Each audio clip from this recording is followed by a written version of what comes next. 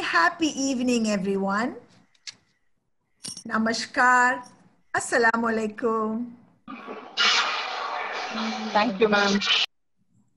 Thank you, madam. I am Farida Yusuf, Okay, madam. residing in Muscat, Oman. On behalf of Lifeline and Dr. P.P. Vijayan, I welcome everyone to our first episode of Motivation Factory. I take this inaugural opportunity to thank Dr. Vijayan for uplifting our morale during these anxious and uncertain days. Dr. Vijayan has been educating us about global opportunities through the internet from the comforts of our home. He has been grooming our excellent speakers who will enlighten your understanding of global opportunities. I'm introducing our first speaker, Mr. Ranjit Roy. Mr. Ranjit Roy is an established, experienced architect in and around Kerala for the last 27 years. He has his own firm, R Square Architects, in Trichy. Mr. Ranjit undertakes star hotels and resorts, commercial and residential complexes, convention centers, and many others. He's a talented musician and a very passionate motivation speaker, a dynamic personality. Let us hear him speak about consultancy and business prospect. Good evening, Mr. Ranjit. Thank you. Good evening. And over to you. Thank you. Thank you very much. Good evening to everyone. At the outset, it's my great privilege to extend my sincere gratitude to Mrs. Farida Yusuf for your wonderful, lovely, and warm introduction about me. And wholehearted welcoming of my dear colleagues of EIM. I have been learning and researching about my topic on how to earn money globally through internet from consultancy business through internet for the past 3 months under the guidance of international mind trainer and motivational trainer, my beloved guru, Dr. P.P. Vijayan, and other respectful faculties who mentored and guided me in my new journey. Before entering to my talk, let me know how many of you are interested about this topic, consultancy business prospects. Please raise your right hand. How many of you are not interested to know about this topic? Please raise your left hand. Okay, I think you're all along with me. If you want, you can chat any of your suggestions, okay? So let me start the first episode of Motivation Factory Journey. ഞാൻ ആദ്യമായിട്ടൊരു കഥ പറഞ്ഞു തുടങ്ങാമെന്ന് വിചാരിക്കാം. കാരണം നമുക്കറിയാം, നമ്മളെല്ലാവരും ഇഷ്ടപ്പെടുന്നതാണ് കഥകൾ കേൾക്കാനായിട്ട്. നമുക്കറിയാം, ഒരു പ്രശസ്തനായിട്ടുള്ളൊരു വ്യക്തിയുണ്ട്. അദ്ദേഹത്തിൻ്റെ ഒരു വിജയഗാഥയാണ് ഞാനിവിടെ അവതരിപ്പിക്കാൻ പോകുന്നത്. ചെറുപ്പക്കാരനും ചലനാത്മകനുമായ ഒരു സംരംഭകനാണ് മിസ്റ്റർ സാം ഓവൻസ്. രാവിലെ 9 മണി മുതൽ വൈകിട്ട് 5 മണി വരെ ജോലിയെടുക്കലല്ല ജീവിതത്തിന്റെ വിധിക്കപ്പെട്ട പാത എന്ന് അദ്ദേഹം വളരെ നേരത്തെ തന്നെ മനസ്സിലാക്കിയിരുന്നു. അദ്ദേഹത്തിന് കൂടുതൽ നേടണമെന്ന ആഗ്രഹവും ഉണ്ടായിരുന്നു. അതിനാൽ ആദ്യത്തെ ജോലി കിട്ടി 3 മാസത്തിന് ശേഷം അദ്ദേഹം ആ ജോലി ഉപേക്ഷിച്ച് മാതാപിതാക്കളുടെ, അദ്ദേഹത്തിന്റെ പാരൻസിന്റെ സ്വന്തം ഗാരേജിലേക്ക് മാറി ആദ്യത്തെ ബിസിനസ് ആരംഭിച്ചു. 9 മാസത്തെ കഠിനാധ്വാനത്തിന് ശേഷം തന്റെ പക്കലുള്ള മുഴുവൻ പണവും ചെലവഴിച്ചതിന് ശേഷം സാം ഓവൻസിന്റെ ആദ്യ ബിസിനസ്സിന് തുടക്കമായി. ആദ്യ ബിസിനസ് തുടങ്ങി വൻതോതിൽ അത് പരാജയപ്പെട്ടു. അതിനുശേഷം വീണ്ടും 2 ബിസിനസ്സുകൾ കൂടെ സ്റ്റാർട്ട് ചെയ്തു. അതും ഒരു വൻ പരാജയമായിരുന്നു. ഓരോ പരാജയത്തിന് ശേഷവും ഓഫീസ് ജീവിതത്തിന്റെ മടുപ്പിലേക്ക് മടങ്ങി വരുന്നതിന് പകരം സാം ഓവൻസ് തന്റെ അനുഭവങ്ങളെ മുഴുവൻ പഠനാവസരങ്ങളായി ഉപയോഗിച്ചു. എന്തുകൊണ്ടാണ് തൻ്റെ മികച്ച ആശയങ്ങൾ ഉപഭോക്താക്കളുമായി പങ്കുവയ്ക്കുമ്പോൾ പരാജയപ്പെടുന്നത്? എവിടെയാണ് തനിക്ക് തെറ്റുപറ്റിയത്? എവിടെയാണ് തൻ്റെ ശരി?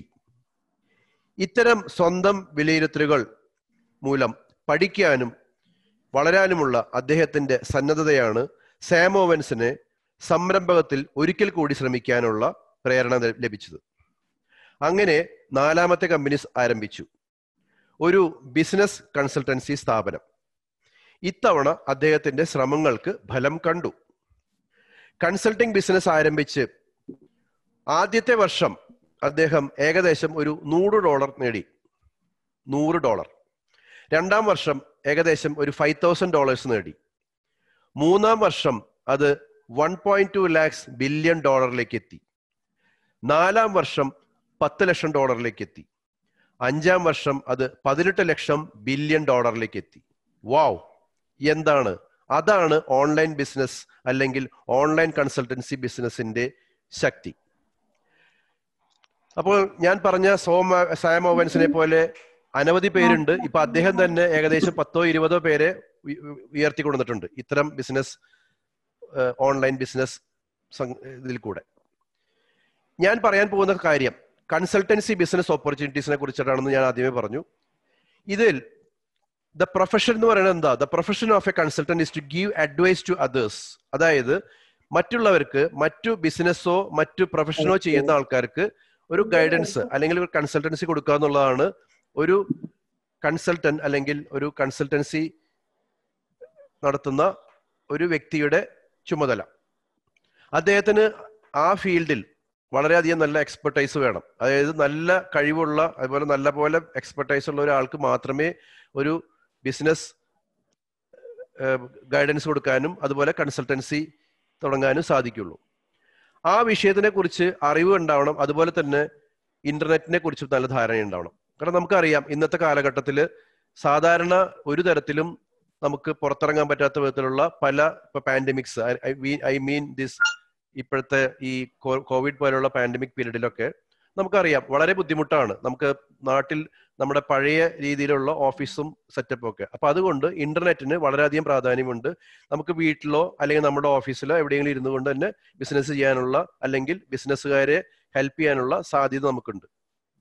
ഈ ഇൻഫ്ലുവൻസ് ഓഫ് ഇന്റർനെറ്റ് ആണ് നമുക്ക് കൺസൾട്ടൻസിയിലുള്ള വലിയ ഒരു ബെനിഫിറ്റ്.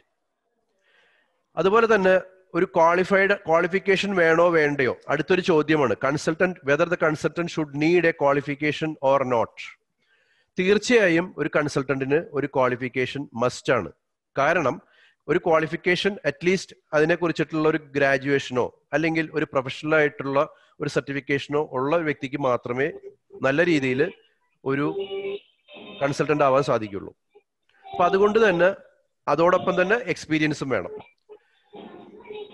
അതുപോലെ തന്നെ എന്താണ് ഒരു കൺസൾട്ടന്റ് ആവാനുള്ള ഒരു eligibility? What is the main criteria to become a consultant? നമുക്കറിയാം ഒരു കൺസൾട്ടന്റ് എന്ന് പറഞ്ഞാൽ വളരെ നന്നായിട്ട് പെർഫോം ചെയ്യാൻ പറ്റണം. അദ്ദേഹത്തിന്റെ ഏറ്റവും വലിയൊരു കാര്യമാണ് അദ്ദേഹത്തിന് നിക്ഷിപ്തമായിട്ടുള്ള കഴിവുകൾ. ആ കഴിവുകളുള്ള വ്യക്തിക്ക് മാത്രമേ നമുക്ക് നല്ല രീതിയിൽ അത് കൊണ്ടുപോകാൻ പറ്റുള്ളൂ. അതിൽ ആദ്യമായിട്ട് വേണ്ടതാണ് കോൺവെർസേഷൻ സ്കിൽ. നല്ല രീതിയിൽ സംസാരിക്കാനുള്ള ആ കഴിവ് ഉള്ള ഒരു ആൾക്കേ ഒരു നല്ല കൺസൾട്ടന്റ് ആയാൻ സാധിക്കുള്ളൂ. അതുപോലെ തന്നെ ഒരു ടീം വർക്കിന് കഴിവുണ്ടായിരിക്കണം. Attitude to work as a team. അതുപോലെ സ്കിൽ ടു ഹാൻഡിൽ ഇഷ്യൂസ്, പല ഇഷ്യൂസ് ഹാൻഡിൽ ചെയ്യാനുള്ള കഴിവുണ്ടായിരിക്കണം. അതുപോലെ തന്നെ ഡിസിഷൻ എടുക്കാനുള്ള കഴിവുണ്ടായിരിക്കണം. അതുപോലെ തന്നെ ക്രിയേറ്റീവ് ആയിരിക്കണം. നല്ലപോലെ ചിന്തിക്കാൻ കഴിവുള്ള വ്യക്തിയായിരിക്കണം. മറ്റുള്ളവരുമായിട്ട് ഇടപഴകാൻ, അതായത് കസ്റ്റമേഴ്സ് ആയിട്ട്, നമുക്കറിയാം ഏതൊരു ബിസിനസ് ആയാലും ഏതൊരു പ്രൊഫഷൻ ആയാലും ഏതൊരു കൺസൾട്ടൻസി ആയാലും അവിടെയൊക്കെ കസ്റ്റമേഴ്സ് ആയിട്ട് നമുക്ക് ഡീൽ ചെയ്യേണ്ടതുണ്ട്. അപ്പൊ അവരോട് സംസാരിക്കാനും അവരുമായിട്ട് അവരുടെ കാര്യങ്ങൾ സംസാരിക്കാനും അത് തീരുമാനം എടുക്കാനുള്ള കഴിവുണ്ടാവണം. അതുപോലെ തന്നെ ഏത് സിറ്റുവേഷനും ഒരു ഫ്ലെക്സിബിലിറ്റി ഉണ്ടായിരിക്കണം. അതായത് നമുക്കറിയാം നമ്മൾ പലതരത്തിലുള്ള സിറ്റുവേഷൻസ് ഫേസ് ചെയ്യും. ഇതെല്ലാം നമുക്ക് ആ സിറ്റുവേഷൻ അനുസരിച്ച് ഫ്ലെക്സിബിലിറ്റി ഉണ്ടായിരിക്കണം. അതുപോലെ തന്നെ കൺസൾട്ടൻസിയിൽ എന്തൊക്കെയാണ് services, what are the services rendered by in consultancy? നമുക്കറിയാം ഇന്നത്തെ കാലത്ത് ഏറ്റവും ഇമ്പോർട്ടന്റ് ആയിട്ടുള്ള ഒരു കൺസൾട്ടൻസി ഫീൽഡാണ് ബിസിനസ് കൺസൾട്ടൻസി എന്ന് പറയുന്നത്. അതായത് ഏതൊരു ബിസിനസ് സംരംഭകനും ഒരു കൺസൾട്ടന്റിന്റെ ഹെൽപ്പ് ഉണ്ടെങ്കിൽ അദ്ദേഹത്തിന്റെ ബിസിനസ് വളരെ നല്ല രീതിയിൽ കൊണ്ടുപോകാൻ പറ്റും. എക്സാമ്പിൾ ആയിട്ട് പറയുകയാണെങ്കിൽ പ്രൊഡക്ഷൻ നമുക്കറിയാം. ഒരു ഫാക്ടറി ആണെങ്കിലും അതിലൊക്കെ പ്രൊഡക്ഷൻ ഉണ്ട്. അപ്പൊ ആ പ്രൊഡക്ഷൻ സ്കില്ല് നമുക്ക് വർദ്ധിപ്പിക്കാൻ പറ്റും. നല്ല രീതിയിൽ ഔട്ട്സോഴ്സ് ചെയ്യാം. നമുക്കറിയാം പലതരത്തിലുള്ള മെറ്റീരിയൽസ് ഔട്ട്സോഴ്സ് ചെയ്യേണ്ടി വരും. ഒരു എക്സാമ്പിൾ വേണേൽ പറയാം. ഇപ്പോൾ ഒരു എക്സാമ്പിൾ മാരുതി കാറിന്റെ ഫാക്ടറി ആണെന്ന് വിചാരിക്കാം. മാരുതി കാറിന്റെ ഫാക്ടറിയിൽ എല്ലാ പ്രോഡക്ട്സും മാരുതിയുടെ ഫാക്ടറി തന്നെ ഉണ്ടാക്കണമെന്നില്ല. ഒരു പക്ഷേ പ്രധാനപ്പെട്ട ഭാഗങ്ങൾ മാത്രമേ അവിടെ ഉണ്ടാക്കുന്നുണ്ടാവുള്ളൂ. അതേ സമയത്ത് നമുക്കറിയാം ടയർ, മഡ് ഫ്ലാപ്പ് അല്ലെങ്കിൽ വേറെ എന്തെങ്കിലും ചെറിയ ചെറിയ പല ഇന്റീരിയർ പാർട്സ് ഒക്കെ ഉണ്ടാക്കുന്നത് പല പുറമേയുള്ള സ്ഥാപനങ്ങളാണ്, അല്ലെങ്കിൽ മറ്റു ഔട്ട്സോഴ്സിംഗ് ആണ്.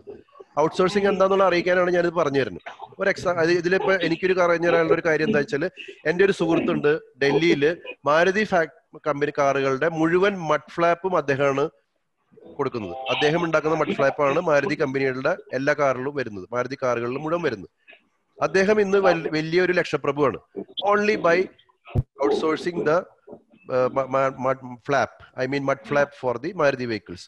അതുപോലെ തന്നെ ഇപ്പൊ ഞാനൊരു ആർക്കിടെക്റ്റ് ആണ്, ഞങ്ങളുടെ ഫീൽഡിലും ഇതുപോലെ തന്നെ ഔട്ട്സോഴ്സിംഗ് വളരെയധികം ആവശ്യമാണ്. ഇപ്പൊ ഞാനൊരു ആർക്കിടെക്റ്റ് ആണെങ്കിൽ കൂടി എനിക്കറിയാം നമ്മളുടെ ബിസിനസ്സിനകത്ത് ഡെഫിനറ്റ് ആയിട്ടും ഒരു സിവിൽ എഞ്ചിനീയറുടെ, അതുപോലെ തന്നെ ഒരു സ്ട്രക്ചറൽ എഞ്ചിനീയറുടെ, ഒരു ഇലക്ട്രിക്കൽ എഞ്ചിനീയറുടെ, അതുപോലെ തന്നെ പ്ലംബിംഗ്, അങ്ങനെയുള്ള ഒട്ടനവധി ഫാക്ടേഴ്സിലുള്ള ആൾക്കാരുടെ സഹായങ്ങൾ നമുക്ക് ആവശ്യമുണ്ട്. അപ്പൊ ഇതെല്ലാം നമ്മൾ ഔട്ട്സോഴ്സ് ചെയ്യേണ്ടി വരും. We need the help of others. അപ്പോൾ ഇത്തരം കാര്യങ്ങളാണ് ഇതിൽ വരുന്ന, അതായത് ഈ പറഞ്ഞ കൺസൾട്ടൻസിയിൽ വരുന്ന കാര്യങ്ങളാണ്.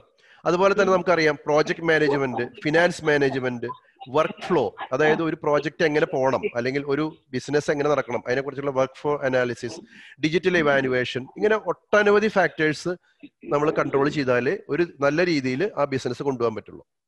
നമുക്കറിയാം ഭാവിയിൽ വരാൻ പോകുന്ന ബിസിനസ്സുകൾ മുഴുവൻ നമുക്കറിയാം ഡിജിറ്റൽ ഓറിയന്റഡ് ആയിരിക്കും. ഇനിയുള്ള കാലഘട്ടം എന്ന് പറഞ്ഞാൽ ഇന്റർനെറ്റ്, അതുപോലെ തന്നെ ഡിജിറ്റൽ ട്രാൻസ്ഫോർമേഷൻ ഒരു യുഗമാണ്. അപ്പൊ അതുകൊണ്ട് തന്നെ ഇനി വരാൻ പോകുന്ന എല്ലാ ബിസിനസ്സിനും നമുക്കറിയാം അത്തരത്തിലുള്ള, അല്ലെങ്കിൽ ഇനി വരാൻ പോകുന്ന എല്ലാ ടെക്നോളജിക്കും ഡെഫിനറ്റ് ആയിട്ടും ഈ ഡിജിറ്റൽ മീഡിയ നമുക്ക് വളരെയധികം ആവശ്യമുണ്ട്. ഒരു ഫേമസ് ഒരു പുസ്തകമുണ്ട്, വാല്യൂ ബേസ്ഡ് കൺസൾട്ടൻസി എന്ന് പറഞ്ഞിട്ട് ഫിയോനോ ചെർണങ്കോവ എഴുതിയിട്ടുള്ളതാണ്. അതിൽ പറയുന്ന 3 കാര്യങ്ങളുണ്ട്.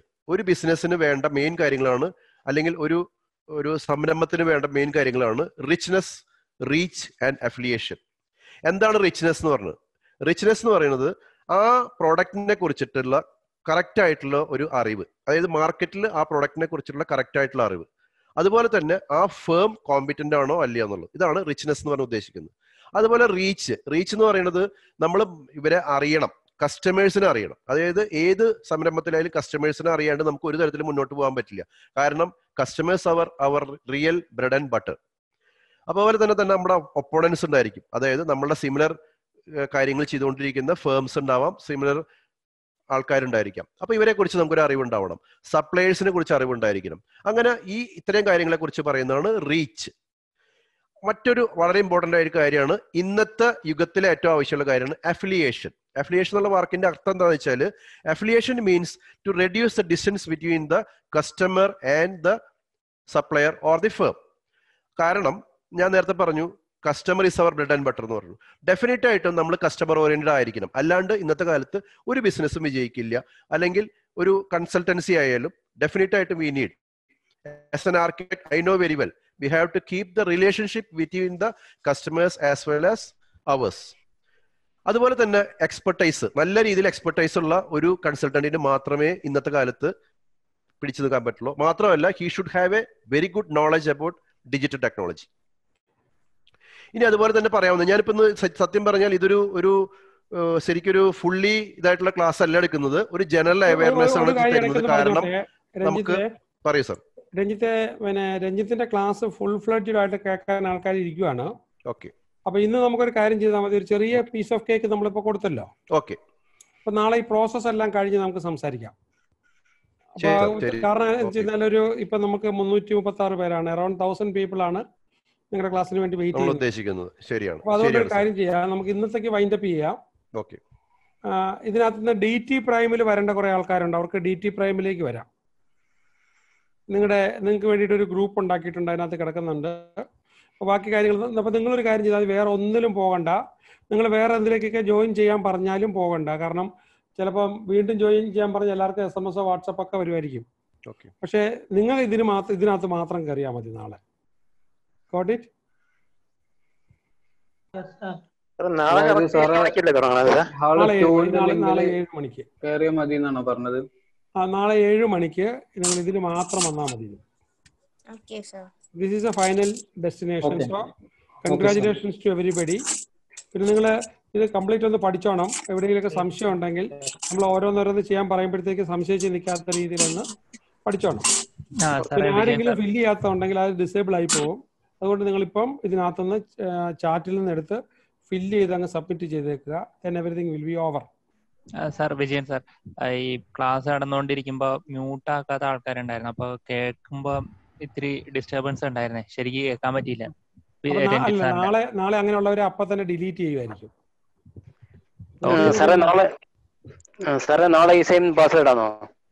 ഈ പാസ്വേഡ് ഇനി നിങ്ങൾക്ക് പിന്നെ ഈ പറഞ്ഞ 32 ദിവസത്തേക്ക് ഈ പാസ്വേഡ് തന്നെ ആയിരിക്കും. ഒരുപാട് പേര് റെസ്പോൺസ് ഉണ്ട് കേട്ടോ. Hello sir. Hello sir. Google ഫോമിനകത്ത് ഇട്ടിട്ടുണ്ടല്ലോ.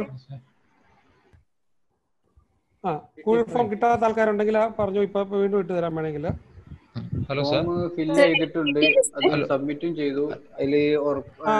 നിങ്ങൾ ഫില്ല് ചെയ്തല്ല, ആരെങ്കിലും ഒരാൾ സബ്മിറ്റ് ചെയ്യാത്തവരുണ്ടെങ്കിൽ അവർക്ക് നാളെ കയറാൻ പറ്റാത്തതുകൊണ്ട് പറഞ്ഞെന്നുള്ളതേ ഉള്ളൂ. സാറേ ഈ നമ്പറിൽ കിട്ടിയില്ലായിരുന്നു സാറേ, ഞാനിപ്പോ അയച്ചത്. Okay.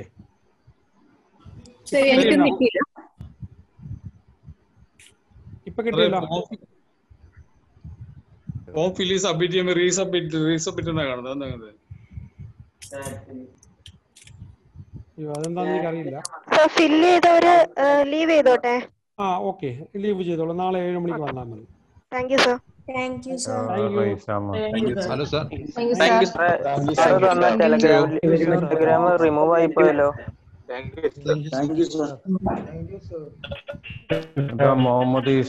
you all very much. Those who have heard. Anyway, I really appreciate you all. നമുക്ക് ഡെഫിനറ്റ് ആയിട്ടും ഇതിലും നല്ല രീതിയിൽ കുറേ അധികം കാര്യങ്ങൾ ഇനി പറയാനുണ്ട്. ഞാൻ ജസ്റ്റ് ഒരു introduction തന്നിട്ടുള്ളൂ. You are all welcome for the next class. Okay? Thank you very much. Thank you very much. Thank you all. Thank you very much, sir. Thank you very much. Thank you. So much, sir. It was really nice. Thank you. Thank you. It was very interesting to talk to you. Very nice, sir. Thank you, sir. Thank you, sir. Thank you, sir. Thank you. Very good entry, sir. Very good. Okay then. Thank you. It was only just an introduction. Definitely I can give. Really well. It was really nice. Thank you very much. Very good. Thank you. Farida ma'am and Ranjit Roy sir. Excellent vision for our lifeline motivation. Thank you, Father Matthew. Very good, Mr. Roy. Very good. Thank you very much. Yeah, thank you very much.